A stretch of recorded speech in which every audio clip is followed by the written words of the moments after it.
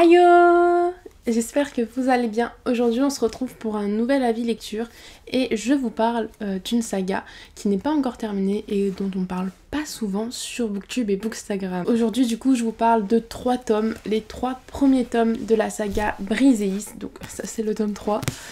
Du coup hop, et je vous montre un peu les couvertures. Hop, c'est par Steven Sewell et c'est de l'auto-édition. Mais n'ayez pas peur parce que même si c'est de l'auto-édition, et je sais que c'est beaucoup critiqué et beaucoup redouté, ce sont des super bons livres. Par rapport aux couvertures, j'aimerais juste dire qu'il y a des couvertures qui sont nouvelles, enfin d'autres couvertures qui ont été...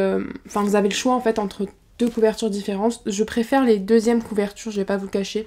Elles sont, je trouve, plus... J'aime bien celle-ci mais les nouvelles sont vraiment super belles. Et donc si celle-ci vous rebute, je vous mettrai des images des 3 couvertures différentes. Donc je vais vous faire le résumé de la saga et je vais essayer de vous dire en pas très longtemps mon avis sur les 3 premiers tomes globalement, et après un peu plus précisément sur le premier, le deuxième et ensuite le troisième. Il faut savoir déjà que cette saga c'est juste une saga que j'adore vraiment, elle doit être dans mon top 10 de saga parce que c'est tellement bien. Je vous explique d'abord de quoi ça parle, assez brièvement en fait, parce que je peux pas trop vous en dire. Il se passe plein de choses dans cette saga. C'est vraiment une saga, je dirais, assez complexe parce qu'on a un plot de départ et on se rend compte qu'au final, il y a beaucoup plus derrière. Enfin, il faut lire le premier tome pour le savoir, mais il y a vraiment des retournements de situation qui font que ça va amener à quelque chose de nouveau. Mais j'ai pas envie de vous le dire parce que ça fait partie du premier tome et ce serait spoilé en quelque sorte. Donc juste on va suivre Briseis, c'est l'héroïne du livre, qui habite en France à notre époque et qui un jour va recevoir une flèche de 2 angelots. Sauf qu'elle sait pas qu'elle a reçu une flèche et une marque rouge va se faire sur sa nuque. Elle va aller à l'hôpital parce que la marque commence à prendre de la grandeur et que ça lui fait mal. Elle va aller à l'hôpital et son père, qui était dans un état négatif de légumes en quelque sorte depuis des années, va soudainement reprendre conscience en quelque sorte et lui parler normalement, agir normalement. Il va la mettre dans un scanner pour voir un peu plus près cette marque. En sortant du scanner, en fait elle va se rendre compte que tout a changé autour d'elle et qu'elle a été introduite dans un nouvel endroit qui s'appelle la citadelle intemporelle, et c'est pas du tout l'hôpital où elle était, tout a changé, il n'y a plus son père à côté d'elle, et elle rentre dans ce bâtiment, et elle va se rendre compte qu'elle a été admise à la citadelle, qui forme l'élite pendant 9 mois, donc elle va se retrouver à côté de Français, il y a des gens de tous les pays différents, à côté de 9 Français, et elle doit participer à des cours, en savoir plus sur l'histoire avec un grand H pour apprendre un grand secret qui l'amènerait à l'élite. Et il va se passer plein de trucs. Genre vraiment, ça c'est... Franchement, le résumé est super court et ça représente tellement qu'une moitié du premier tome, parce qu'après il se passe un truc et ça va tout changer. Le premier tome, je crois que ça avait pas été un coup de cœur. J'en avais parlé avec Emma, lectrice intemporelle d'ailleurs. La citadelle intemporelle, lectrice intemporelle, incroyable. Et elle avait eu le même avis que moi à peu près, c'est que dans la citadelle, c'est bizarre parce que il y a un truc qui fait que on est attiré par la citadelle, nous lecteurs, et on aime cette citadelle qui est pourtant pas hyper bonne.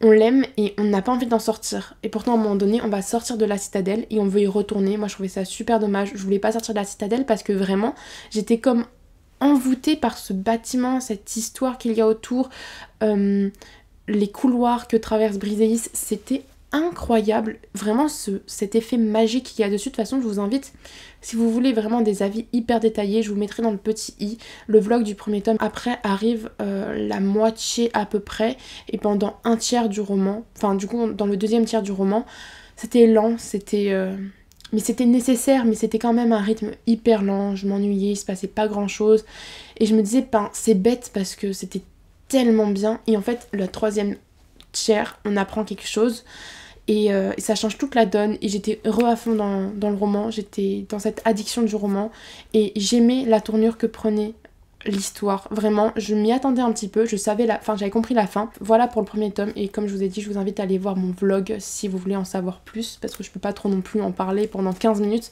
Je pourrais en parler pendant 15 minutes, mais j'ai quand même 2 autres tomes à vous présenter. Ensuite, le tome 2 qui en réalité est la première partie du tome 2, puisque le tome 3 c'est la deuxième partie du tome 2, parce que on pouvait pas avoir un livre gros comme ça. Ils sont super longs, ils sont super gros. Le tome 2 c'est celui que j'ai le moins préféré. C'est surtout la plume que j'ai trouvé qui manquait un peu de rythme. L'image, vous voyez, quand vous avancez dans de la boue, vous avez de la boue jusqu'au genou et que vous essayez d'avancer, vous arrivez à avancer mais c'est super long, super fatigant. Vous en avez trop marre. Ben, c'était un peu ça qui passait dans ce deuxième tome. J'admirais vraiment la créativité, l'imagination de l'auteur, mais vraiment vous vous rendez pas compte le nombre de recherches qu'elle a dû faire, c'est incroyable, vraiment. Rien que pour ça, la saga vaut le détour. Elle a une créativité, une imagination, mais comment elle a pu imaginer quelque chose comme ça?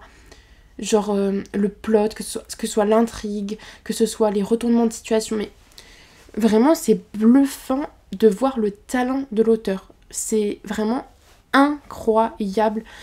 J'ai du mal à poser des mots dessus et juste elle est hyper talentueuse et je l'admire énormément pour ça, parce que il faut que vous lisiez ce roman pour comprendre ce que je veux dire, parce que vraiment c'est subjugant de voir comment elle arrive à manier les éléments. Elle emmène son lecteur partout où elle veut l'emmener. Elle veut te faire croire un truc, tu te dis c'est chelou, et du coup elle t'emmène autre part, et au final elle fait ceci, elle fait cela. J'avais encore deviné la fin mais c'est pas un problème, je m'en fous, parce que c'était super bien. Vraiment. Ce tome 2, c'est mon moins préféré. Quelqu'un avait répondu à ma story quand j'étais en lecture du tome 3 et que je disais que je préférais le tome 3 au tome 2. Elle m'avait dit exactement la même chose, que le tome 2, ça me manquait de dynamique. C'est ça, de dynamique, que c'était un peu lent, mais que le tome 3, vraiment, c'était trop bien. Et du coup, le tome 3, le plus gros, vraiment, c'est une énorme brique. J'ai oublié de dire, mais il faut être concentré durant cette lecture, sinon vous allez jamais vous en sortir. Parce qu'il suffit que vous soyez d'un coup genre moins concentré, que vous soyez ailleurs pendant 30 secondes, vous ratez toute une explication, parce qu'il y a beaucoup... C'est un récit qui est assez lourd, mais qui est bien, hein, mais qui est assez lourd, il y a beaucoup d'explications, il faut se tenir, parce que si vous ratez une explication, après, vous n'allez pas comprendre la suite. Et ce troisième tome, il était juste top. Top, top, top, top, top. Alors, c'est addictif, je ne pouvais pas lâcher le roman, je voulais toujours le lire, sauf que je pouvais pas parce que du coup le soir je pouvais pas le lire parce que j'étais pas assez concentrée, j'étais trop fatiguée pour lire. On a une évolution des personnages, une évolution des relations, on commence à avoir une petite relation amoureuse qui vraiment me faisait kiffer, parce que j'adore ce couple, et en fait c'est une slow romance je crois, qui va tout doucement. Tous les post-it c'est les scènes entre les deux, tu lis les scènes, t'es là en mode c'est trop chou. Encore une fois, il y a du génie de l'auteur. Et je m'en suis vraiment... Enfin, je m'en étais rendu compte dans les 2 premiers tomes, mais ce 3e tome, c'est encore mieux, pire, je sais pas trop comment on dit. Mais c'est... incroyable. Incroyable. Il y a tellement de recherches. Je me répète, mais il y a tellement de recherches, de travail autour. En fait, il y a un gros truc autour des légendes, des chimères, elle appelle ça dans l'auteur, enfin dans le livre, il y a beaucoup de trucs autour des légendes, et du coup il y a beaucoup de recherches, et c'est vrai dans le sens où j'ai pu en parler un peu avec elle, et c'est basé sur des croyances qui étaient vraies. Elle a réussi à prendre ces légendes, à faire ce qu'elle veut avec pour l'intégrer dans son histoire et rendre un truc dingue. Et vraiment ce tome, il est pouf, pouf, pouf, pouf, tout était bien, vraiment. Je sais plus si j'ai trouvé de défaut à ce tome-ci. Je vais regarder tout de suite sur Livre Addict. Après vérification, c'était vraiment un coup de cœur. Je lui ai mis 20 sur 20.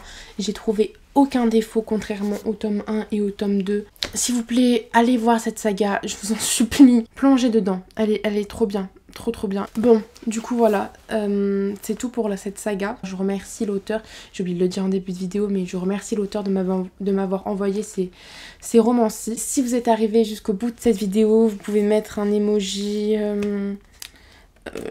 un château, parce que c'est comme une tour, donc le château.